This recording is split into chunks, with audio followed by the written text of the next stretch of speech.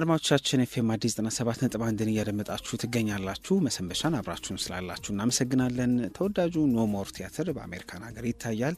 ከአመታት በኋላ ደግሞ ነዋሪነቷን አሜሪካ ያደረገችው ተዋናይት በአሜሪካን በሚኖረው ትዕይንት ላይ ትሳተፋለች። እዚህ በጣም በርካታ የቲያትር አፍቃሪዎች ወደውታል። ኖ ሞር ላይ ድርብ ወርቅ ሰይፉ፣ እንደዚሁም አሁን ቅድስት ገብረስላሴ፣ እንደዚሁም ደግሞ ህሊና ሲሳይ፣ ፍሬህይወት መለሰን፣ ትግስት ግርማን የመሰሉ ትላልቅ ሴት ተዋናዮች የተሳተፉበት ነው።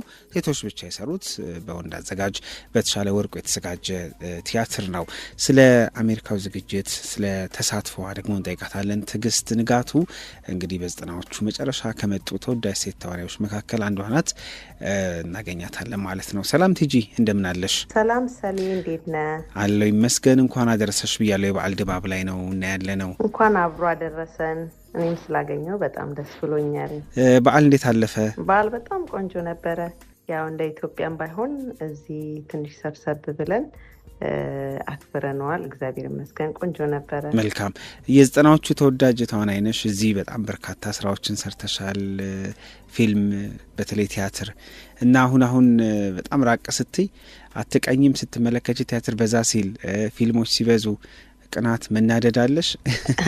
እውነት ነው። ሙቪ ሳይ እና አንዳንድ የቲያትር ማስታወቂያዎችን ሳይ በጣም ቀናለው ነው እናደዳለው የሚባለው። ኢትዮጵያ በሆን እንደዚህ ሰራ ነበር ብዬ አስባለሁ። ግን ያው እግዚአብሔር ያለው ነው የሚሆነው።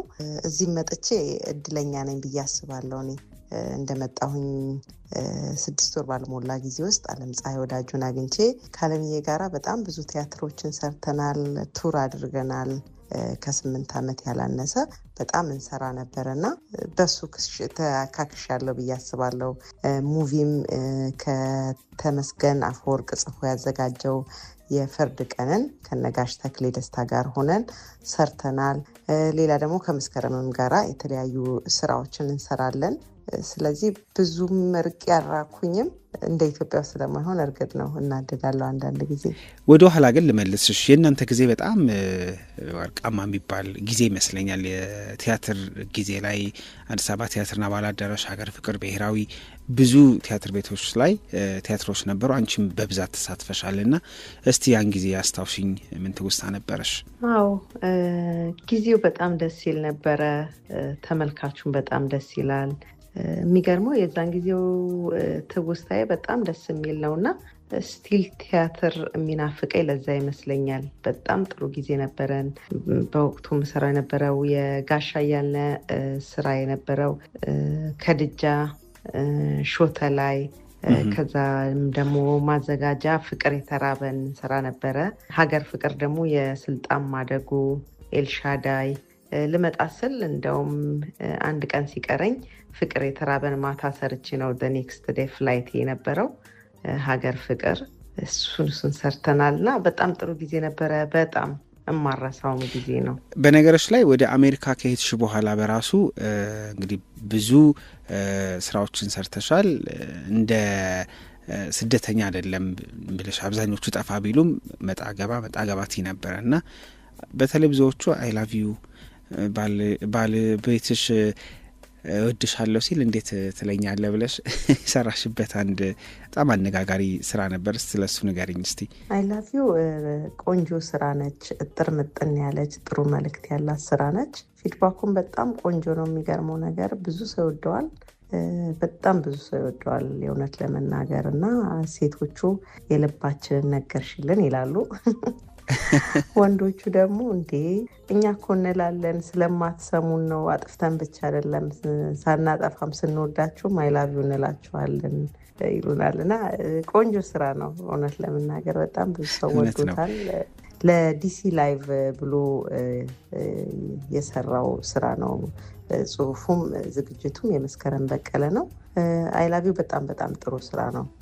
በጣም ብዙ ተመልካች የሚያገኘ ስራ ነው። ከመስከረም ጋር የአይድል የተሰጠ ውድድር ላይም እንዲሁ ቀበጧ ልጅ አትረሳም እኮ። እውነት ነው።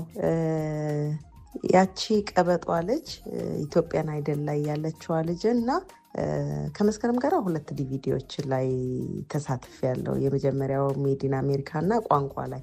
የመጀመሪያው ላይ ለቅሶ ላይ ያለችው ሞልቃቃ እዚህ ሀገር በጣም ይወዷት ነበረ። የምታለቅሰው ሞልቃቃ ልጅ ጓደኛዬ በጣም በሱ እንደው መንገድ ላይ ጓደኛዬ ነበር የሚሉት።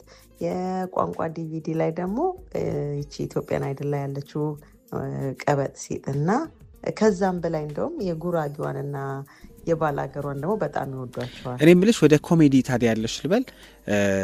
አብዛኛው ስራዎችን ሳይ እንደዛ ነው እና አስበሽበት ነው ድንገት ነው የሆነው? ኮሜዲ አስቤ ሳይሆን ወይም ውስጤ እንዳለ አላቅም ነበር መሰለኝ። አሁን ግን ከትራጀዲ በላይ አይ ቲንክ ኮሜዲ የሚዋጣልኝ መሰለኝ። ትራጀዲም ደግሞ ሰርቼ ተዋቶልኛል። ግን በመውደድ ደረጃ ኮሜዲ በጣም ደስ ይለኛል። አይ ቲንክ በጣም እማደላውም ወደሱ ነው እና ኮሜዲ ብሰራ ሞር ደስ የሚለኝ ይመስለኛል። እንዳልኩ አርቲስት ይሄኛውን ብቻ መስራት አለብኝ ማለት የለበትም። ግን ኮሜዲ ሞር ወዳለሁ። አዎ መልካም። እንግዲህ አሁን ከአመታት በኋላ በኖሞር ቲያትር ተሰባሰባላችሁ። እንዴት ተሰባሰባችሁ? ደግሞ በስልክ ነው ጥናቱ? ያው ሁላችሁም ሩጫ ላይ ስለሆናችሁ አሜሪካንና ምን ይመስላል ያላችሁ ዝግጅት? እስቲ ንገሪኝ ደግሞ ስለሱ። መጓጓቱ ነው ያለኝ እውነት ለመናገር። በጣም ወዳቸውና ማከብራቸው አርቲስቶች ናቸው ያሉት። ያው በስልክ መስራት ትንሽ አዲስ ነገር ይሆናል ለነሱ። ከኢትዮጵያ እዚህ እንደሱ ሰርተው የሚያውቁ አይመስለኝም።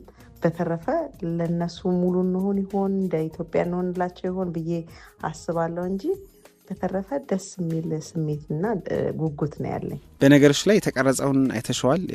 ኢትዮጵያ የነበረውን ትዕይንት ስክሪፕቱን ስታይ ምን ነበር ምላሽሽ? መጀመሪያ ስክሪፕት ነበር የላከችልኝ። ግን ኢትዮጵያ እየተሰራ ያለ ቲያትር ስለሆነና በጣም የተወደደ ስራ ስለሆነ አክቲንጋቸውንም እንደው በመጠኑ ብናየው የሚል ነገር ስለነበረኝ ቪዲዮዎችን አስቀርጻ ልካልን። እሱን እያየነው ነው። ከሴቶች ጋር መስራት ደግሞ የመጀመሪያ ነው። ሴቶች ብቻ ሆነን የምንሰራው። ኢትዮጵያ በጣም የተዋጣ ስራ ስለሆነ እዚህም ቆንጆ አድርገን እንሰራለን ብለን ብዬ አስባለሁ። የኔ ካራክተር ትግስት የምትሏ ሞግሼ በስም ያለች ካራክተር ነው የምሰራው። ኢትዮጵያ ህሊና የምትሰራት ካራክተር ነች የምሰራት። ስብስቡ በሴቶች ነው የተሞላው። እንዴት አገኘሽው? አዎ ለየት የሚያደርገው 4ቱም ሴቶች ናቸው። አዘጋጇም ሴት ነች። ደስ የሚል ነገር አለው።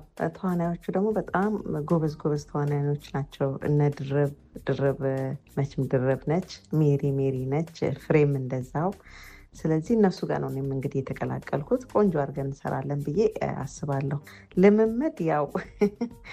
ልምምድ በጣም እኛ ጋር ችግር ነው። ቅድም ስልህ እንደነበር አንተ ስደውል እኔ እየነዳው ወደ ስራ እየሄድኩኝ እየተናበብኩኝ ነበረ።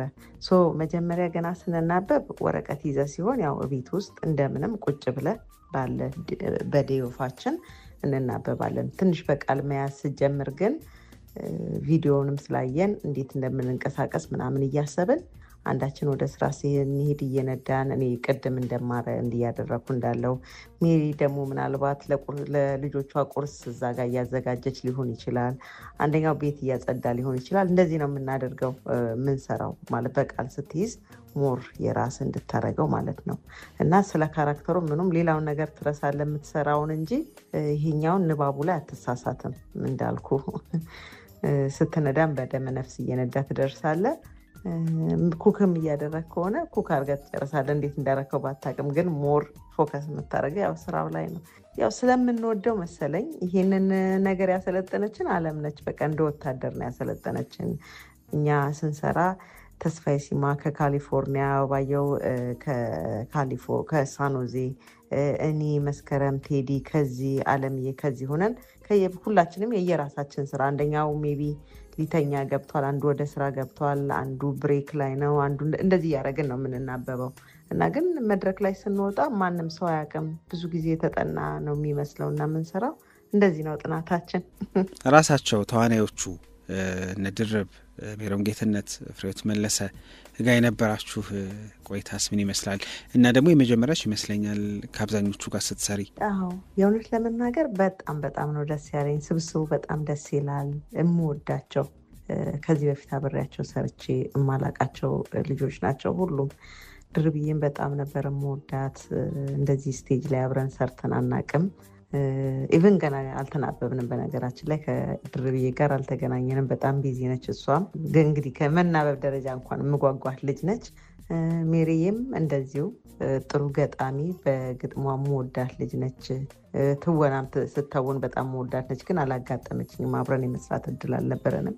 ከፍርዬ ጋር እንደውም አንድ ሁለት ስራዎች እንደዚህ ሰርተናል። የቲቪ ስራ ጀምረን ነበረ። ስለዚህ ሁሉም ወዳቸው በጣም ጓጉቼ የምጠብቃቸው ናቸው። ካገኘንሽ ቲጂ አትመጭም? እዛም ሆነሽ ያሰብሻቸው ስራዎች ይኖሩ ይሆን? ወደ ኢትዮጵያ የመምጣት ሀሳብ አለኝ። እንግዲህ እግዚአብሔር ካስተካከለው ካሳካው እዛም አንዳንድ ስራ ብሰራ ደስ ይለኛል ብዬ እንደ ሀሳብ ይዣለሁ።